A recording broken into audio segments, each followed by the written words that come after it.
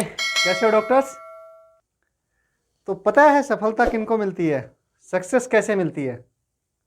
जब आपके पास में सेकंड ऑप्शन नहीं होता, मतलब आपने एक ही ऑप्शन रखा हुआ है, क्या कि मुझे नीट का एग्जाम क्वालिफाई करना है, बस यही मेरा टारगेट है, तो बिल्कुल होगा। लेकिन अगर आपको लगता है कि नहीं नीट का नहीं हो पाया, एमबीबीएस में नहीं हो पाया है, तो आयुर्वेदिक में कर लेंगे या फिर बीएससी नर्सिंग कर लेंगे या कुछ और कर लेंगे ना, तो उस केस में क्या हो गया कि आपने अपनी एनर्जी को सिंगल फोकस कर, मतलब सिंगल पॉइंट पे फोकस करने के बजाय आपने उसको फैला दिया है। कहीं ना कहीं आपके मन में ऑप्शंस आ गए हैं कि हाँ ये नहीं तो ये, या फिर ये नहीं तो ये सही। एक छोटी सी कहानी से शुरुआत करेंगे आज। हम कॉन्सेप्ट्स एंड पीवाईक्यू पढ़ रहे हैं किसके, फर्स्ट लॉ ऑफ थर्मोडायनेमिक्स के, जो कि लास्ट लेक्चर में मैंने बताया था कि ऑलमोस्ट फ्री के मार्क्स हैं अगर आपको छोटे छोटे कॉन्सेप्ट जो है वो समझ में आ जाएं, जिनको समझना बहुत आसान काम है, मुश्किल बिल्कुल भी नहीं है ना। हाँ, आप कहोगे सर आप कहते मुश्किल तो है ही नहीं। हाँ, मुश्किल है ही नहीं बेटा, समझ के पढ़ोगे तो मुश्किल नहीं है, रट्टे मारोगे तो फिर बहुत मुश्किल होने वाली है ना। हाँ, समझ के पढ़ो थोड़ा सा और प्रैक्टिस करो, क्वेश्चंस की प्रैक्टिस करो और समझ के पढ़ो। हाँ, तो बैक टू द पॉइंट, हम कहानी पर आ रहे थे। देखो, सक्सेस ऐसे ही अचीव नहीं होती है, जब आपकी समग्र ऊर्जा, मतलब टोटल जो आपकी पावर है वो एक जगह पर फोकस हो जाती है, तो बिल्कुल सक्सेस मिलती है आपको, है ना। उसको फैला के नहीं रखना है। वही कहानी है कौन से, जो लेंस से आपको सन रेज को फोकस कर देते हो और वहां पे आग लग जाती है, राइट। इतनी पावर बन जाती है, मतलब इतनी फोकस करने से इतनी हीट बनती है कि वो कागज को जला देती है। ये बिल्कुल सही बात है। कहानी एक ऐसी, एक और कहानी, इंटरेस्टिंग कहानी है, छोटे से डिस्कस कर लेते हैं। छोटा ही लेक्चर है, टाइम है हमारे पास में, है ना, बात कर सकते हैं, कभी कभी बात करनी भी चाहिए। क्या मोटिवेशन की जरूरत पड़ती है कि नहीं पड़ती? बिल्कुल पड़ती है सर। डायरेक्शन की भी जरूरत पड़ती है बेटा, बिना डायरेक्शन के हम सही डेस्टिनेशन पे नहीं पहुंच सकते, तो डायरेक्शन की भी जरूरत पड़ती है। ठीक है, कहानी इस तरह से है कि एक बार एक राजा था जिस पर कि उसके पड़ोसी राज्य को लग रहा था कि वो हमला कर देगा, और ये जो थे ये आपके माने इनकी सेना छोटी थी और वो उनसे ज़्यादा ताकतवर था। ठीक है, बड़ा आदमी, ताकतवर आदमी छोटे पे हमला करे तो ओबियसली छोटे को डर लगना है, स्वाभाविक सी बात है। तो अब इन्होंने क्या कहा कि जब वो हमला करे हम पे, तो उससे पहले हम उन पर हमला कर देते हैं। इन्होंने अपनी स्ट्रेटेजी बनाई, और ये लेकिन समस्या ये थी कि जो दूसरी तरफ से हमला होना था उनके बीच में एक नदी थी ना, बड़ी नदी थी, और कह सकते हो कि बड़ा सागर था, राइट। तो इन्होंने अपनी सारी सेना को किसमें, शिप में बिठाया, बहुत सारे शिप थे, शिप में बिठाया, नाव में बिठाया और चल पड़े। कहाँ पर? दूसरे राज्य पे हमला करने के लिए, कि वो हम पे आक्रमण करके हमें मिटाने की कोशिश करे, उससे पहले हम उनको जीत लेते हैं, खत्म करते हैं कहानी। अब लेकिन मुश्किल था। क्यों मुश्किल था? क्योंकि ये सेना छोटी थी, उनके पास में बहुत बड़ी सेना थी। तो अब इनका जो सेनापति था वो जैसे ही उस पार, नदी के उस पार पहुंचे, मतलब सागर के उस पार पहुंचे, तो उन्होंने क्या काम किया, सेना को नीचे उतारा, सामान सब नीचे उतारा, शिप से हथियार वगैरह सब, उनका जो रसद था, मतलब जो भी राशन पानी था सब नीचे उतार दिया। उसके बाद में क्या किया, उसके बाद में सारी जो शिप्स थी उनकी, जो सी में खड़ी हुई थी, उठाया और उनको तिल्ली लगा दी, मतलब जला दिया। अब सेना देख रही है ये क्या कर दिया। उसने सेना से कहा कि अब या तो हम यहाँ से जीतेंगे और यहाँ पे राज करेंगे, या फिर हम यहाँ पे लड़ते हुए मर जाएंगे, लेकिन वापस जाने का रास्ता नहीं है हमारे पास में अब। तो सेना को समझ में आ गया कि वापस तो जा नहीं सकते, तो या तो लड़के जीतना है या फिर मर जाना है। तो जिंदगी चाहिए तो लड़ना पड़ेगा, है ना, लड़के जीतना पड़ेगा। तो ये कहानी हुई, और वो अपनी पूरी ताकत, पूरी शिद्दत के साथ में उनसे लड़ गए और उन्होंने उस बड़ी सेना को हरा दिया। बिल्कुल, किस वजह से? क्योंकि उनका फोकस अब सिर्फ और सिर्फ जीतने पर था, सिर्फ और सिर्फ जीतने पर था, ना कि ये कोई ऑप्शन नहीं था कि हम हार के वापस जा सकते हैं, क्योंकि रास्ता बंद हो चुका था। सी को कैसे पार करेंगे, है ना, जो भी बड़ी रिवर थी उसको कैसे पार करेंगे, नहीं कर पाएंगे बिना शिप्स के। तो यहीं पर जीतना था, तो पूरी एनर्जी लगी, पूरा फोकस लगा और वो जीत गए। यही कहानी है हर एग्जाम भी जो आपका है, नीट का एग्जाम, वो भी आपकी एक जंग है, एक लड़ाई है। उसको जब सिंगल माइंड के साथ में फोकस करके लड़ोगे तो नीट का एग्जाम जरूर पास होगा, अच्छे रैंक के साथ में पास होगा और अच्छे मार्क्स के साथ में पास होगा बेटा। कोई भी एग्जाम हो, जिंदगी की कोई भी जंग हो, वो अगर हम पूरी ताकत के साथ में लड़ जाए एक बार, तो वो उसमें सक्सेस मिलने के चांसेस बहुत ज़्यादा बढ़ जाते हैं। तो यही करना है अपने को, ठीक है, समझ में आई बात? हाँ बिल्कुल, पूरा फोकस लगाना है, तैयारी में पूरा फोकस लगाया, उसके बाद में जीत पक्की है। तो चलो फिर एक क्वेश्चन करते हैं नेक्स्ट। आपका CBSE AIPMT में पूछा हुआ क्वेश्चन है, देखो थोड़ा छोटा सा कॉन्सेप्ट है और आप आराम से कर भी पाओगे। क्वेश्चन को पढ़ो, स्ट्रेटेजी वही है अपनी, मतलब अप्रोच वही है कि क्वेश्चन को पढ़ना है, समझना है और क्वेश्चन को सोल्व करने का ट्राई करना है, ठीक है। आप वीडियो को पॉज कर सकते हो और फिर ट्राई करो। ओके, होप आपने कर लिया होगा, मतलब पॉज करने के बाद में ऑब्वियसली। अब क्वेश्चन मैं रीड करता हूं और इसको सोल्व करते हैं। चलो, a thermodynamic system is taken through the cycle ABCD। ये साइकिल है ना, थर्मोडायनेमिक साइकिल पढ़ी है ना, हाँ बिल्कुल। और PV डायग्राम दिया हुआ है ये, ठीक है। PV डायग्राम पे आपके थर्मोडायनेमिक साइकिल, साइकिल मतलब जहां से शुरू किया था वही वापस आ गए, लौट के बुद्धू घर को आ गए, है ना। हाँ, तो A से शुरू किया, A से B गए, फिर B से C और C से D और D से वापस A आ गए। As shown in the figure, heat rejected by the gas during the cycle। जो गैस पे, जिस पे ये साइकिल क्या की गई है, मतलब जिस गैस को इस साइकिल के थ्रू प्रोसेस किया गया है, उस गैस ने कितनी हीट रिजेक्ट की, वो पूछा है। तो कैसे करेंगे बेटा? देखो PV डायग्राम दिया है, अब हमें ये पता है कि PV डायग्राम दिया है, तो PV डायग्राम का जो एरिया आएगा साइक्लिक है ना, मतलब इस का जो साइक्लिक पाथ हो गया, इसका जो एरिया होगा, एरिया एनक्लोज्ड, वो किसके इक्वल होता है? वो आपका टोटल वर्क डन के इक्वल होता है कि नहीं है? हाँ बिल्कुल, शाबाश, ध्यान कर बताया करो, सोचा करो, सोचना बहुत जरूरी है, ठीक है। दूसरी बात, एक और इंपॉर्टेंट पॉइंट है यहाँ पर, वो क्या है? वो ये है कि किसी भी साइक्लिक प्रोसेस में, है ना, थर्मोडायनेमिक सिस्टम है और उसमें कोई भी साइक्लिक प्रोसेस हो रही है, तो उसमें जो आपका चेंज इन इंटरनल एनर्जी यानी डेल्टा U या DU, है ना, ये कितना होगा? ये 0 होता है हमेशा। ये कॉन्सेप्ट है, ध्यान रखना, इसको भूलना नहीं है, ठीक है। फॉर ए साइक्लिक प्रोसेस, किसके लिए है? फॉर ए साइक्लिक प्रोसेस और पाथ। समझ में आ गई बात? Very good. अब हमें ये पता है, और फर्स्ट लॉ ऑफ थर्मोडायनेमिक्स हमें क्या कहता है? फर्स्ट लॉ ऑफ थर्मोडायनेमिक्स कहता है delta Q is equal to delta U plus delta W, right. अब ये तो हो गया क्योंकि साइक्लिक पाथ है, तो ये 0 हो गया, तो delta Q is equal to delta W। और डेल्टा W वो क्या होता है? ये आपका इसका एरिया है, होता है कि नहीं होता है? बताओ बताओ मुझे फटाफट। हाँ, इसका एरिया। ये क्या हो गया? Work done during the thermodynamic process, right. ये एरिया हो गया ना, हाँ। ये इक्वल हो गया किसके? बताओ, इसके एरिया के।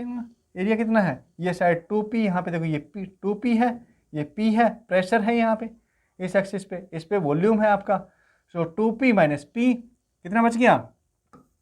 2P माइनस P, ये तो ये साइड हो गई, इनटू, भाई कैसा है डायग्राम? कैसा है, क्या है डायग्राम? रेक्टेंगल है, सिंपल सी बात है ना। रेक्टेंगल का ये क्या होता है? Side into side, length into width, right. तो विड्थ तो आपकी कितनी होगी? 2P माइनस P यानी P, और लेंथ कितनी हो गई? ये है। सो ये पॉइंट पे वॉल्यूम हो गया 3V, यहाँ पे वॉल्यूम है कितना? V। सो 3V माइनस V, ये इसकी साइड हो गई। सो ये हो गया P into 2V, that means 2PV, और ये डेल्टा W के इक्वल है। So delta Q delta W के इक्वल है, सो इट इज 2PV।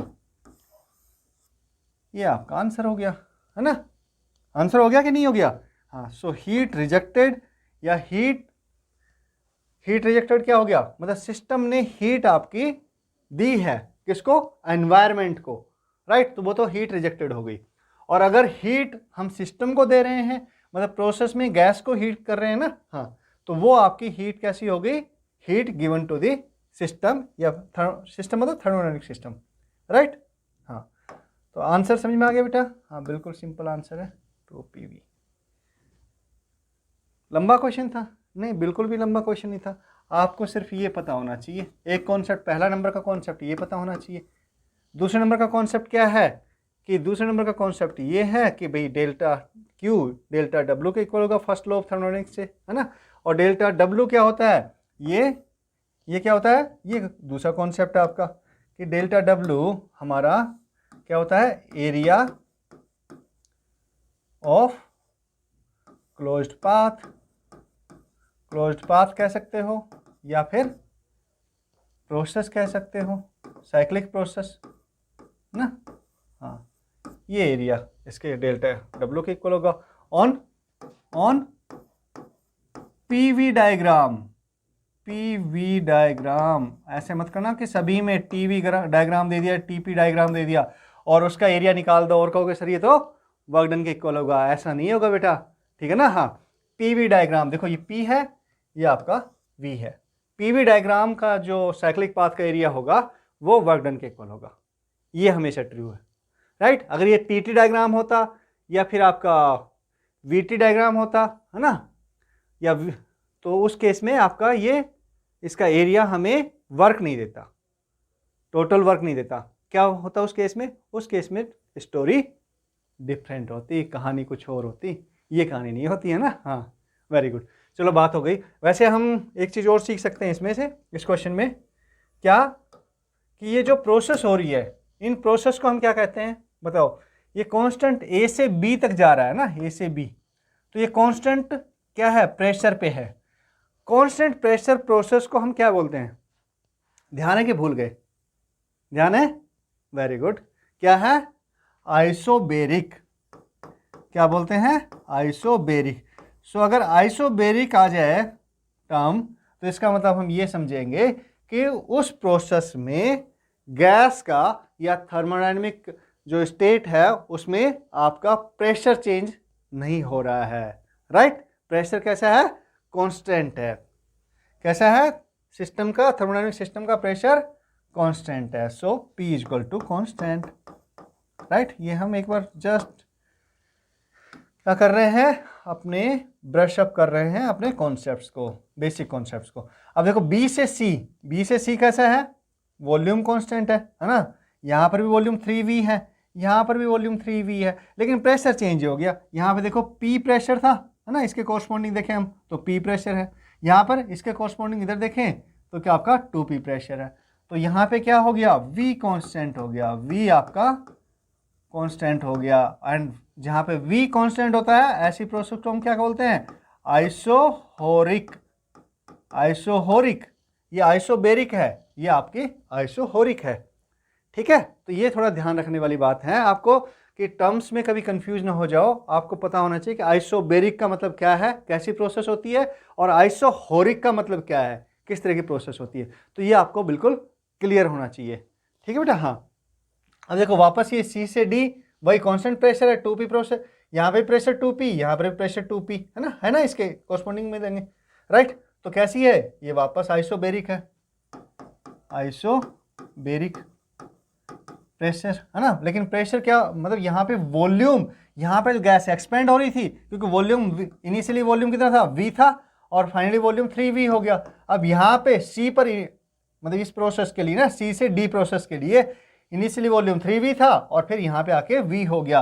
यानी कि यहाँ पे क्या हो रही है? गैस कंप्रेस हो रही है, C से D कंप्रेस हो रही है और A से B एक्सपेंड हो रही थी। समझ आ रही है कि बात नहीं आ रही है? क्लियर है ना। हाँ, यहाँ पर प्रेशर आपका इंक्रीज हो रहा है कि नहीं है? B से C, B से P प्रेशर था और यहाँ पे प्रेशर आपका कितना हो गया? 2P हो गया, लेकिन वॉल्यूम कांस्टेंट है। तो कैसे करेंगे प्रेशर को इंक्रीज जब वॉल्यूम कांस्टेंट हो? तो कैसे करेंगे? ध्यान करो, हीट दी जाती है ना, टेम्परेचर बढ़ा देंगे। अगर वॉल्यूम कांस्टेंट मतलब किसी भी एक कंटेनर में है गैस और उसका वॉल्यूम तो नहीं है, कंटेनर भरी हुई है, लेकिन अगर आप उसका टेम्परेचर बढ़ाए तो मॉलिक्यूल्स की वेलोसिटी बढ़ जाती है ना, आपस में उनकी टक्कर ज़्यादा होती है कि नहीं है? पढ़ा है किसी? नहीं पढ़ा है तो बेटा थोड़ी एनसीईआरटी पढ़ लो, है ना। एनसीईआरटी में सब लिखा हुआ है इस तरह की चीज़ें। चलो तो नेक्स्ट आगे चलते हैं। ओके, बातें काफ़ी सारी हो गई। आप कहोगे एक ही क्वेश्चन को सर खूब लंबा खींच देते हैं, लेकिन उसमें जो भी कॉन्सेप्ट होता है ना वो डिस्कस कर लेते हैं हम, वो आपके काम आएंगे। Okay, a perfect gas goes from state A to state B by absorbing 8 × 10⁵ joule of heat and doing 6.5। ये क्वेश्चन कहीं ऐसा तो नहीं उधर हो रहा है? हाँ ठीक है, इसको थोड़ा इधर कर देते हैं। ओके, पढ़ने में आ रहा है? अब आ रहा होगा पूरा ना? हाँ, क्वेश्चन मुझे लगा कट रहा है question. Okay, a perfect gas goes from state A to state B, वही है प्रोसेस ना। हम अप्रोच क्या है हमारी? अभी होल्ड करो, इस क्वेश्चन को पढ़ो, समझो कॉन्सेप्ट को, और फिर सोल्व करने की कोशिश करो ना। एम्स में पूछा कोई क्वेश्चन है, लेकिन यकीन मानो जो आपका ये कौन सा थर्मोडायनेमिक्स है ना, इसमें क्वेश्चंस बहुत इजी बनते हैं। मतलब आपने थोड़ा सा ठीक से पढ़ लिया तो क्वेश्चंस आपके इजी वे में हो जाएंगे ना। कॉन्सेप्ट थोड़ा सा समझो। आपके मैकेनिक्स से मैं पहले बता चुका हूँ, मैकेनिक्स से इजी है ये, ठीक है। मैकेनिक्स में चीज़ें समझने में थोड़ा मुश्किल होती है बच्चों को, लेकिन थर्मोडायनेमिक्स हर बच्चा समझ लेता है, हर बच्चा कर देता है। तो देखो क्वेश्चन ठीक है, अब होप कि आपने सोल्व कर लिया होगा। अब हम इसको डिस्कस कर लेते हैं कि आपने सही सोल्व किया या गलत सोल्व किया। A perfect gas goes from state A to state B by absorbing 8 × 10⁵ joule of heat and doing 6.5 × 10⁵ joule of external work. उसने कोई थर्मोडायनेमिक सिस्टम है ना, परफेक्ट गैस है ये, तो ए से बी स्टेट पर जाती है। इनिशियल स्टेट ए थी, उसकी फाइनल स्टेट बी है, और उसमें इसने ये हीट एब्जॉर्ब की है, यानी सिस्टम को हीट दी गई है इतनी, ठीक है, ऑफ हीट एंड डूइंग, और सिस्टम ने इतना वर्क किया है। वर्क कर रहा है, इसका मतलब क्या है? इसका मतलब गैस क्या हो रही है बेटा? एक्सपेंड हो रही है ना, तभी तो सिस्टम वर्क करेगा ना, गैस एक्सपेंड होगी। It is now transferred between the same two state. तो ये तो इसने बता दी कि पहली कंडीशन इस तरह की है। अब दूसरी कंडीशन में क्या कर रहा है कि it is now transferred between the same two states in another process. दूसरी प्रोसेस होती है ना, हाँ, सेम स्टेट वही है ए और B, in which it absorbs 10⁵ joule of heat. अब इतनी जूल हीट क्या करती है? एब्जॉर्ब करती है। इन द सेकंड प्रोसेस में क्या हो रहा है? Work done by the system, work done on the system और बाय द सिस्टम।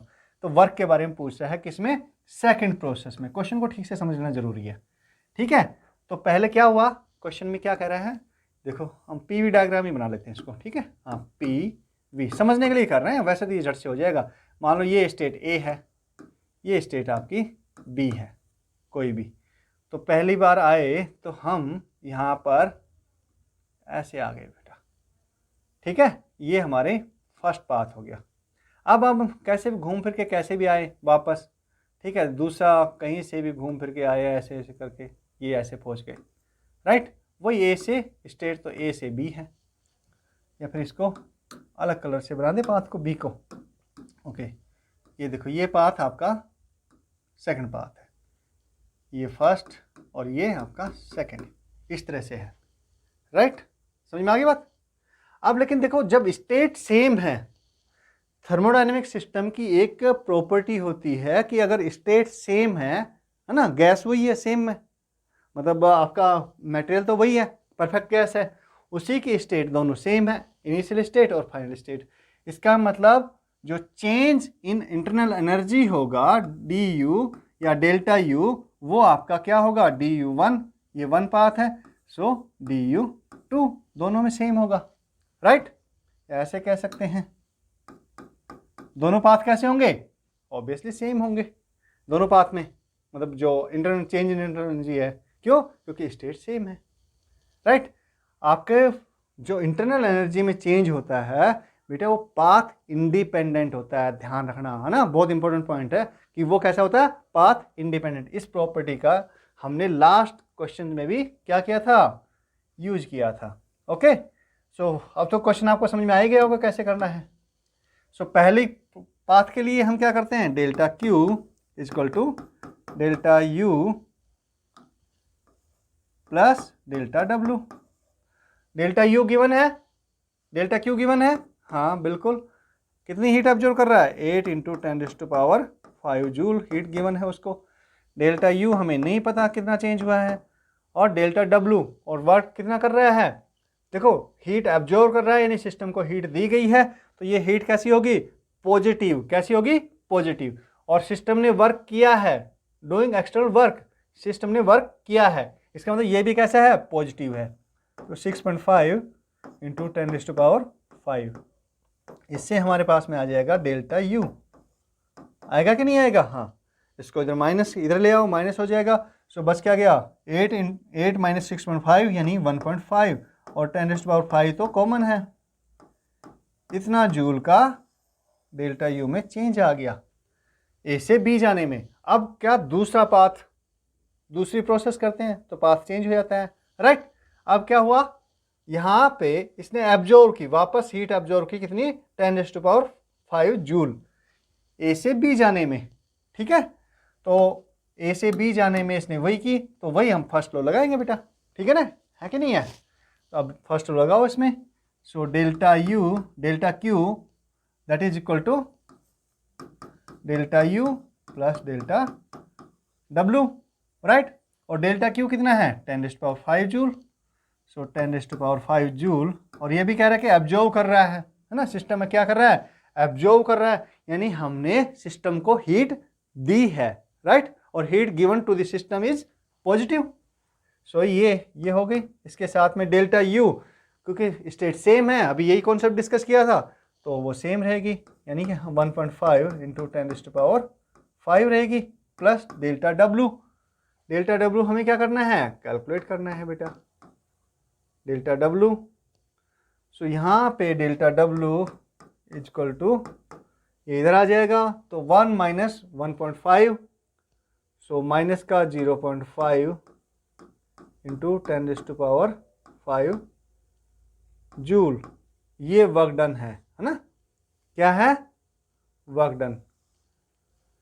तो वापस ये वाला पाथ हो गया। इसमें जब हम जा रहे हैं 1 to 2, तो इसमें जो वर्क डन आ रहा है वो माइनस का आ रहा है ना, माइनस का आ रहा है, यानी कि सिस्टम पर वर्क किया गया है, work done on the system by the system. कैसा सिस्टम, थर्मोडायनेमिक सिस्टम। तो work done by the system positive होता है, और work done on the system negative होता है, ठीक है। तो यहाँ पे नेगेटिव साइन हो रहा है, साइन आ रहा है कैलकुलेशन से, इसका मतलब कि सिस्टम पर वर्क किया जा रहा है, वर्क डन। और सिस्टम यहाँ पे क्या है, परफेक्ट गैस है, राइट। तो work done on the gas is 0.5 into 10⁵ joule.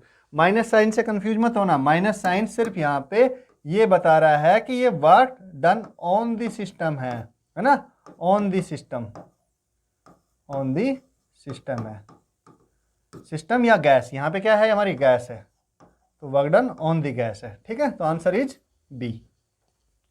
देखो वही कॉन्सेप्ट काम में आ रहा है, कौन सा कॉन्सेप्ट, कि भैया हमारा जो एक स्टेट से दूसरे स्टेट पे जाने के लिए जो डेल्टा यू है वो क्या रहता है, कांस्टेंट रहता है। और साइक्लिक पाथ पर डेल्टा यू क्या हो गया, क्योंकि स्टेट सेम हो गई, तो डेल्टा यू आपका 0 हो गया। ओके चलो नेक्स्ट KCET का क्वेश्चन है, थोड़ा सा क्वेश्चन ठीक है, करो एक बार solve. An ideal gas is taken through the cycle A, B, C, A as shown in the figure. A से चले, B पर आए, B से C पर, और C से वापस A पर आए, है ना। लौट के बुद्धू घर को आ गए। If the net heat supplied to the gas in the cycle is net heat supplied to the gas, है ना। इसका मतलब क्या है कि heat given to the system, that means ये पॉजिटिव है। अगर हम फर्स्ट लॉ की बात करते हैं तो heat given to the system कैसी है, पॉजिटिव है। Work done on the system negative होता है, work done by the system positive होता है, ठीक है। हाँ ये ध्यान रखना बेटा, बेसिक कॉन्सेप्ट है। Then the work done by the gas in the process, work done by gas पूछ रहा है, यानी कि गैस ने कितना वर्क किया, राइट। कौन सी प्रोसेस में, प्रोसेस कह रहा है, ये पूरी साइक्लिक पाथ की बात नहीं कर रहा, C to A, C मतलब यहां से और यहां तक कितना वर्क हुआ प्रोसेस में, तो कैसे कैलकुलेट करेंगे। अच्छा ये साइक्लिक पाथ है, ये हमें समझ में आ गया। हमें डेल्टा क्यू दे रखा है उसने टोटल, है ना, डेल्टा क्यू दे रखा है, क्या, delta Q is equal to 5 joule, और heat given to the system है, तो ये कैसी होगी, पॉजिटिव होगी ना, हाँ। चलो, heat given to this system is positive, right. अब हमें पता साइक्लिक पाथ है, तो हम ये कह सकते हैं डेल्टा यू इक्वल टू 0 है कि नहीं है? कितनी बार कॉन्सेप्ट पढ़ लिया है। तो फर्स्ट लॉ क्या कहता है, delta Q equal to delta U plus delta W. अच्छा, ये कितना है, ये टोटल है, जो भी ये तीनों पाथ में जो भी हुआ वर्क डन वो है। अब इसमें आ जाओ, ये तो 0 हो गया, डेल्टा क्यू कितना हो गया, 5 जूल हो गया, सो हमने 5 रख दिया, ये 0 प्लस, अब ये कितना है, देखो ये हो गया आपका डब्लू ए बी, ए से बी जाने में, प्लस डब्लू बी से सी आने में, B C, plus W C A, यानी सी से ए जाने में, तीनों का सम होगा डेल्टा डब्लू। जो नेट वर्क डन होगा ना, गैस ने जितना भी टोटल वर्क डन किया है वो आपका तीनों का सम होगा, ठीक है। अब यहाँ पे देखो, ए से बी जाने में आपका कैसी प्रोसेस है, पी कांस्टेंट रह रहा है ना, ठीक है, 10 न्यूटन पर मीटर स्क्वायर, ये आपका P constant, isochoric, P constant isobaric है ना, कांस्टेंट बताया था क्या हो गया, आइसोबेरिक। और इसमें वर्क डन कितना हो गया, डब्ल्यू ए बी, ये हो गया पी V2 माइनस V1, क्योंकि P कांस्टेंट है, राइट, यही वर्क डन होगा। सो ये इक्वल, ये आ गया आपका 10 इंटू V2 कितना है, 2 मीटर क्यूब है V2, और ये कितना है, 1 metre cube, so 2 minus 1 that is equal to 10 joule newton per metre square, ये मीटर क्यूब न्यूटन मीटर हो गया, यानी जूल में आया, ठीक है। तो डब्ल्यू ए बी आपका ये आ गया। अब डब्ल्यू बी सी क्या है, बी से सी आने में जो वर्क हुआ, लेकिन यहाँ पे वॉल्यूम कांस्टेंट है, ध्यान रखना, कभी गलती कर जाओगे ना, बच्चे क्या गलती करते थे कि सर ये P दिया होता है जनरली, ये V दिया होता है, राइट, लेकिन यहाँ पे देखो, यहाँ पे V दे रखा है इस पे, ठीक है, और इस एक्सिस पे P दे रखा है, P है ना, हाँ, तो ये गलती मत करना बेटा। ये प्रोसेस हो गई, B से C कौन सी प्रोसेस हो गई, कांस्टेंट वॉल्यूम प्रोसेस, यानी आइसोहोरिक, और आइसोहोरिक में जो W है वो कितना होता है, 0, क्यों, क्योंकि डेल्टा V आपका, देखो इसमें कर देते हैं P into delta V, delta V क्या हो गया, dV का इंटीग्रेशन आएगा ना, हाँ, ये भी इंटीग्रेशन करने के बाद में हुआ है, ये भी P dV का इंटीग्रेशन था, राइट, 1 to 2, और उसके इक्वल में ये आ गया, क्योंकि P कांस्टेंट हो गया, सो P इंटू ये dV बच गया, dV का क्या आएगा, इंटीग्रेशन करेंगे तो बेटा V आएगा, और लिमिट रख देंगे V2 माइनस V1, आपने वर्क कैलकुलेशन की तो की होगी ना, हाँ। सो यहाँ पे dV क्या हो गया, 0 हो गया, ये टर्म कौन सा, B से C के लिए, सो वर्क डन आ गया आपका 0, राइट। बच कौन सा गया, C से A निकाल सकते हैं, बिल्कुल। वैसे तो ये जो एरिया आएगा ये वाला, ये नहीं, नीचे की तरफ नहीं, V पर जो भी एरिया आएगा वो हो जाएगा, ठीक है, हाँ। अब देखो एक चीज़ बताओ मुझे इसमें, तो WCA बच गया, ये हमें समझ में आ गया, तो इनकी वैल्यू पुट कर देते हैं बेटा, इक्वल टू इसकी डेल्टा W क्या है, WAB यानी 10 प्लस WBC कितना है, 0 प्लस WCA बचा है, वही पूछा है हमसे, WCA, तो ये कैलकुलेट कर दो, देखो WCA that is equal to -5 joule, minus आ रहा है, दैट मीन्स वर्क, अगर सिस्टम वर्क कर रहा है, work done by the system कैसे आएगा, पॉजिटिव, ठीक है ना, हाँ, और work done on the system negative आएगा बेटा, सिंपल सी बात है। तो ये आपका C से A वर्क कैसा है, नेगेटिव है, कितना है, -5 जूल, यानी आंसर इज A। सिंपल है कि नहीं है, कुछ मुश्किल है, ये तो मैंने इतना समझाया आपको ना, अगर आपको प्रैक्टिस हो गई होती तो आप सिंपल देखते कि सर इसमें तो वर्क डन आपका 0 हो जाएगा, इसमें P कांस्टेंट है, P V2 minus V1, P कितना है, 10 है, सो V2 माइनस और V2 2, और ये 1, 2 माइनस 1 1, 10 आ गया, so 10 plus 0 plus WCA equal to किसके होगा, DU चेंज 0 होगा, तो किसके इक्वल हो जाएगा आपका, सिंपल आप कहते हैं कि सर ये हमारा हीट के बराबर होगा 10 प्लस WCA, ठीक है, और WCA इक्वल टू -5 जूल, बस यही है कैलकुलेशन, बस इसमें अगर आपको थोड़ी प्रैक्टिस है तो। ये तो मैंने समझाने के लिए किया बेटा, और सब कुछ आपके लिए, ठीक है ना। हाँ, जिन बच्चों को कॉन्सेप्ट क्लियर नहीं है उनके लिए किया है ये सब चीज़ें। बाकी जिन बच्चों को कॉन्सेप्ट क्लियर है उनके लिए तो इतना ही सही है बस। कितनी देर का क्वेश्चन है? Hardly 10 seconds. 10 सेकंड में आपको पूरा क्वेश्चन सही हो गया, ठीक है। हाँ, तो मैं वही बता रहा हूँ, थर्मल फिजिक्स बहुत आसान है, बहुत आसान है, हर बच्चा कर सकता है। देखो ये BHU का क्वेश्चन है, देखने से लंबा चौड़ा क्वेश्चन दिख रहा है, शायद बच्चे को लगेगा कि हाँ सर ये तो टाइम कंज्यूमिंग है, लेकिन वास्तव में ऐसा नहीं है। कैसा है? तो क्वेश्चन को पढ़ो फटाफट, देखो। An ideal gas is taken through a cyclic thermodynamical process. Cyclic दे दिया वापस। साइक्लिक देते ही क्या समझ में आना चाहिए कि भैया डेल्टा U इक्वल टू 0। झट से दिमाग में आना चाहिए कि डेल्टा U क्या है? 0 हो। थर्मोडायनेमिक प्रोसेस है, उसमें डेल्टा U आपका 0 हो गया। 4 स्टेप। अच्छा, सिंगल स्टेप का नहीं होगा, ध्यान रखना। साइक्लिक का मतलब ये होता है जहां से शुरू किया था वहीं पर वापस आ गए। क्या? लौट के बुद्धू घर को आए, वो साइक्लिक प्रोसेस होती है ना। और उसमें डेल्टा U आपका इंटरनल एनर्जी 0 होती है, क्योंकि जहां से शुरू किया था। इंटरनल एनर्जी कैसी है? पाथ इंडिपेंडेंट प्रॉपर्टी है, पाथ पे डिपेंड नहीं करती, है ना। हाँ, okay. The amount of heat involve in these steps are Q1, Q2, Q3 given है, Q4 भी गिवन है respectively. The corresponding works involve in W1, W2, W3 and W4। W4 की वैल्यू नहीं गिवन है, बाकी सब की वैल्यू गिवन है बेटा। बिल्कुल सिंपल सा है, delta Q, first law of thermodynamics, delta Q equal to delta U plus delta W। Delta Q क्या है? इन सब का सम, हीट का। तो देखो ये पॉजिटिव Q1, Q2 नेगेटिव है, Q3 आपकी नेगेटिव है, Q4 पॉजिटिव है। तो पॉजिटिव पॉजिटिव का सम कितना हो जाएगा? लिखूं क्या यार, छोटी सी बातें हैं। सो ये सम करके बताओ। चलो ठीक है, मैं लिख ही देता हूँ। सो ये Q1 प्लस Q2, कुछ बच्चों को जिनको समझ में नहीं, Q3 प्लस Q4, ये तो आपका डेल्टा Q हो गया, टोटल हीट, है ना, गिवन टू द सिस्टम।